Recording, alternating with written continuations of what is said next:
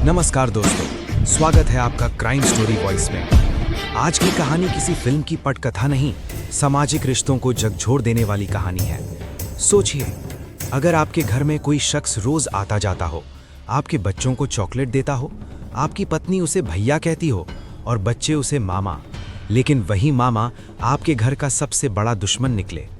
आज की ये कहानी सिर्फ एक हत्या नहीं है, ये कहानी है रिश्तों के कत्ल की, विश्वास के टुकड़े टुकड़े होने की और एक मासूम बच्ची की उस चीख की जो आज भी पुलिस थाने की दीवारों में गूंजती है।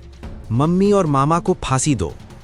उत्तर प्रदेश का संभल जिला, चंदौसी का एक सामान्य सा मोहल्ला, जहां कारोबारी राहुल अपने परिवार के साथ रहता था।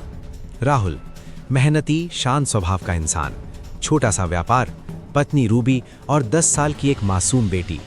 बाहर से ये परिवार बिल्कुल सामान्य लगता था, लेकिन अंदर एक ऐसी साजिश पल रही थी जिसका अंत इतना खौफनाक होगा कि पुलिस भी सहर उठी। रूबी के मायके से अक्सर एक युवक आता था, नाम गौरव।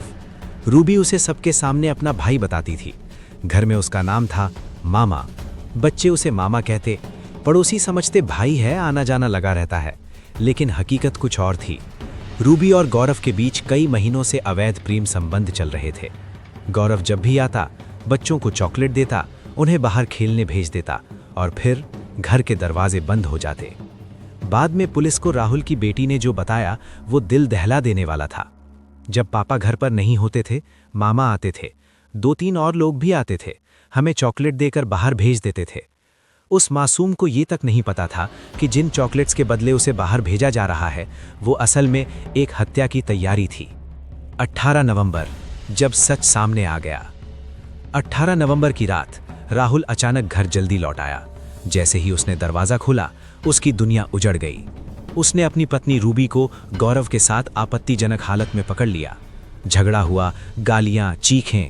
राहुल ने विरोध किया, लेकिन वही पल उसकी जिंदगी का आखिरी पल बन गया। रात गहरी हो चुकी थी। राहुल सो गया या शायद उसे सुला दिया गया। फिर लोहे की रॉड, जूते में कील ठोकने वाला हथौड़ा। रूबी और गौरव ने सोते हुए राहुल पर ताबड़तोड़ वार किए। 1, 2, 3।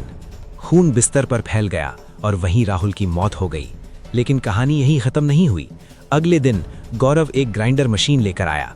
जो मशीन लोहे काटने के लिए होती है, उसी से एक इंसान के शरीर के टुकड़े किए गए।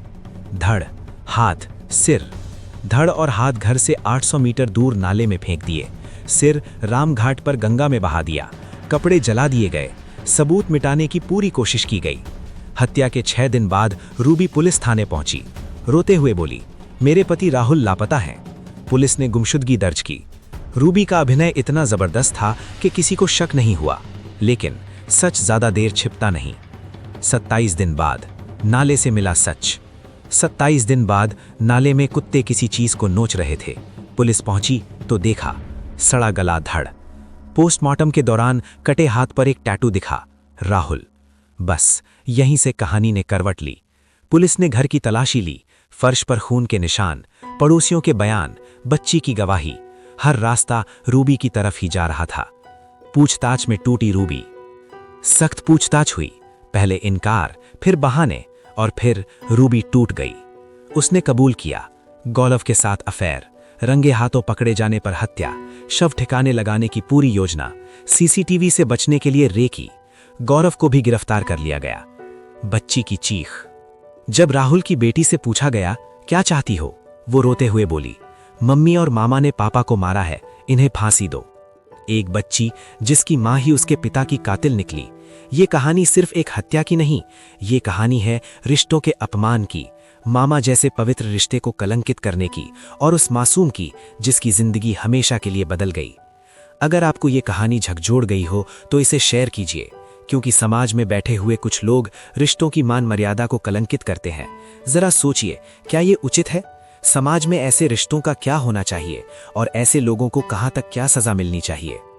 अपराध सिर्फ करने वालों का नहीं होता, चुप रहने वालों का भी होता है। क्राइम स्टोरी वॉइस चैनल आपको सच से रूबरू कराता रहेगा। मिलते हैं किसी और नए वीडियो में, तब तक के लिए धन्यवाद।